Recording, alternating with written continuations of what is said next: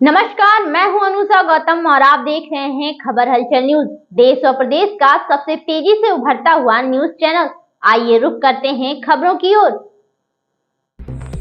रुदौली विधायक का प्रयास लाया रंग, किसानों की पंपिंग स्टेशन की मांग पूर्ण। जल शक्ति मंत्री स्वतंत्र देव सिंह ने विधिवत किया पंपिंग का शिलान्यास। 16 करोड़ की लागत से नैपुरा के पास बनेगा पंपिंग। 6000 हेक्टेयर भूमि होगी लाभान्वित। सोजागंज रुदौली के किसानों को जल्द ही जल भराव के कारण फसलों की बर्बादी से निजात मिलने वाली है। वर्षों पुरानी मांग रुदौली विधायक रामचंद्र यादव के प्रयास से पूर्ण होने जा रही है। नैपुरा गांव के पास पंपिंग बनाए जाने का रास्ता साफ हो चुका है। शुक्रवार को प्रदेश सरकार के जल शक्ति मंत्री स्वतंत्र देव सिंह द्वारा वैदिक रीति रिवाज के साथ पंपिंग की आधारशिला रखी गई। माननीय मंत्री जी ने रुदौली विधायक रामचंद्र यादव, बीकापुर विधायक अमित सिंह चौहान, गोसाईगंज विधायक अभय सिंह, भाजपा जिला अध्यक्ष संजीव सिंह, किसान मोर्चा के जिला अध्यक्ष भूपेंद्र सिंह व सिंचाई व जल संसाधन विभाग के अधिकारीगण मौजूद रहे। कार्यक्रम में बड़ी संख्या में ग्राम प्रधानों व किसानों की मौजूदगी रही। कार्यक्रम को संबोधित करते हुए जल शक्ति मंत्री स्वतंत्र देव सिंह ने सूबे के मुखिया योगी जी ने हमेशा किसानों की बेहतरी के कार्य किया है। आपका यह क्षेत्र 50 वर्षों से जल भराव का सामना कर रहा है। यहाँ के किसानों को केवल एक फसल से ही संतुष्ट होना पड़ता था। पंपिंग का निर्माण होने से किसान साल में 2 फसलों की बुआई कर आर्थिक रूप से मजबूत होगा। भाजपा सरकार किसानों की आमदनी बढ़ाने के लिए विभिन्न योजनाएं ला रही है, जिसका प्रत्यक्ष फायदा यूपी के किसानों को मिल रहा है। रुदौली विधायक श्री यादव ने रुदौली क्षेत्र के किसानों को पंपिंग की सौगात देने के लिए जल शक्ति मंत्री श्री स्वतंत्र देव सिंह का आभार व्यक्त किया। इस मौके पर भाजपा जिला अध्यक्ष संजीव सिंह, रुदौली विधायक रामचंद्र यादव, बीकापुर विधायक अमित सिंह चौहान, गोसाईगंज विधायक अभय सिंह, किसान मोर्चा के जिला अध्यक्ष भूपेंद्र सिंह बल्ले, मां कामाख्या धाम के चेयरमैन शीतला प्रसाद शुक्ला, तेज तिवारी आदि लोग मौजूद रहे। मंत्री जी, इस बंद कैनाल से कितनी ग्राम सभाओं ये नए पूरा पंप हाउस हमारा पंप हाउस बनने वाला है और आज शिलान्यास हुआ इसका। इसके बनने से लगभग 8550 हेक्टेयर भूमि, बीघा, और 550 के आसपास हेक्टेयर हमारी भूमि संरक्षित हो जाएगी। अब कल्पना करिए कि ये पंप हाउस हमारे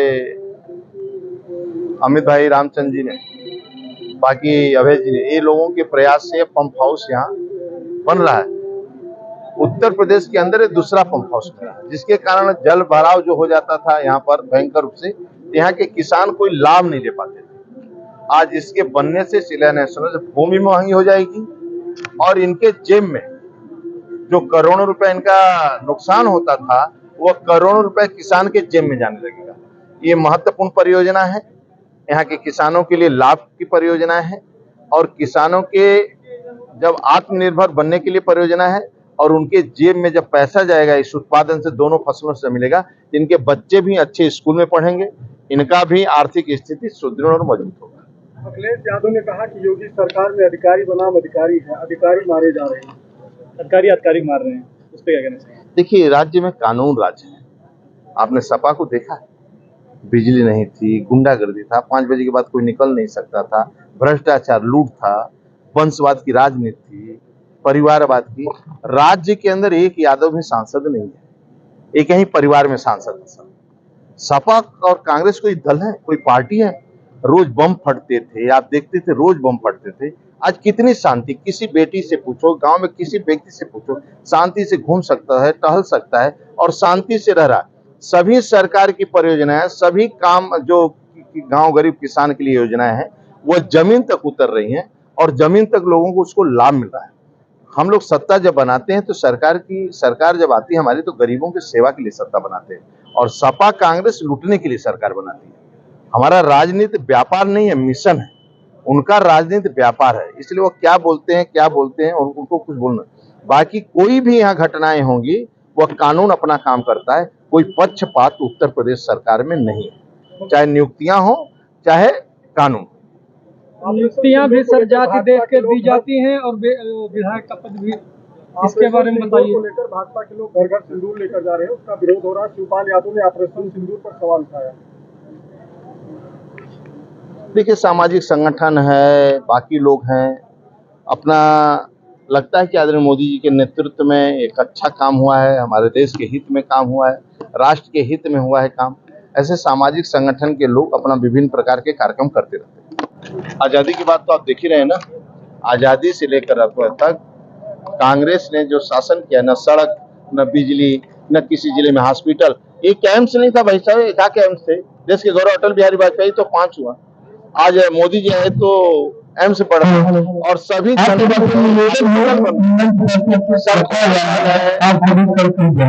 सड़कों का कनेक्टिविटी है, ट्रेनों का कनेक्टिविटी, और हमें आजकल एयरपोर्ट का कनेक्टिविटी और चारों तरफ मिल रहा है।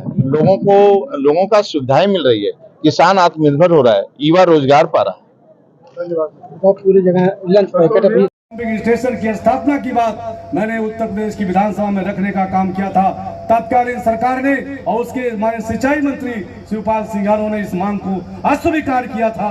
आज वह समाजवादी पार्टी जो किसानों का लगातार अपमान करती रही है, जिसने आपके इस इलाके के अंदर में, आप सबको याद होगा, जब 70 रुपए और 60 रुपए का चेक बांट करके वह दैवीय आपदा में भी आपका अपमान करने के लिए अब पीछे नहीं रही। और उसको बांटने वाला कौन था? उसको बांटने वाला इसी जनपद का उस समय तत्कालीन कैबिनेट मंत्री था, जो आज आप सबके विशेष कृपा से सांसद बन के बैठा है।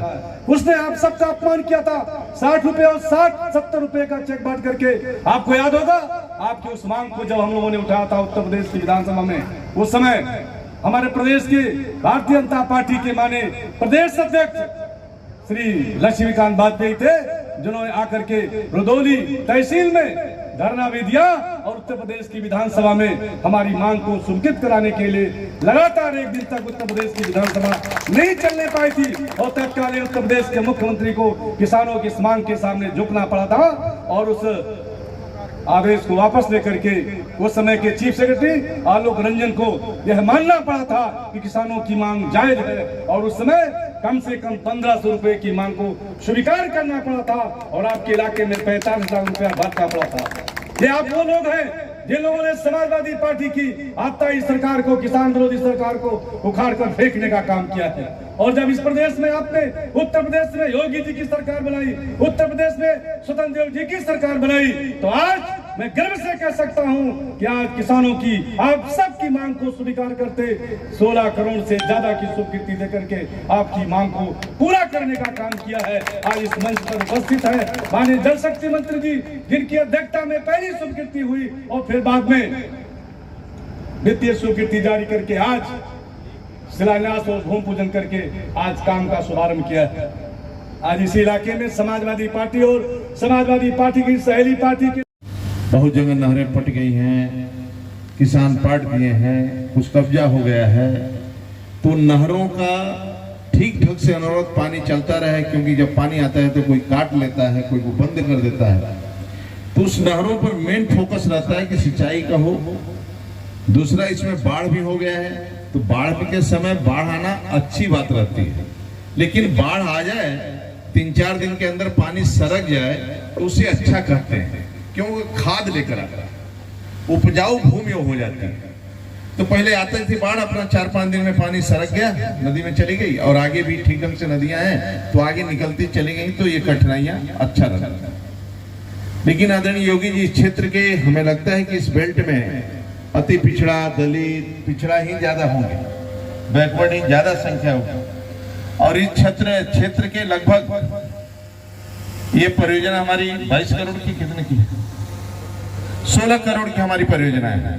मित्रों, 16 करोड़ की हमारी परियोजना सरकार ने दिया है, लेकिन मैं गारंटी से कहता हूं कि यदि दोनों फसल आप उठाएंगे तो लगभग करोड़ों रुपया किसानों के जेब का बचत होगा, जो किसान के जेब में जाएगा पैसा।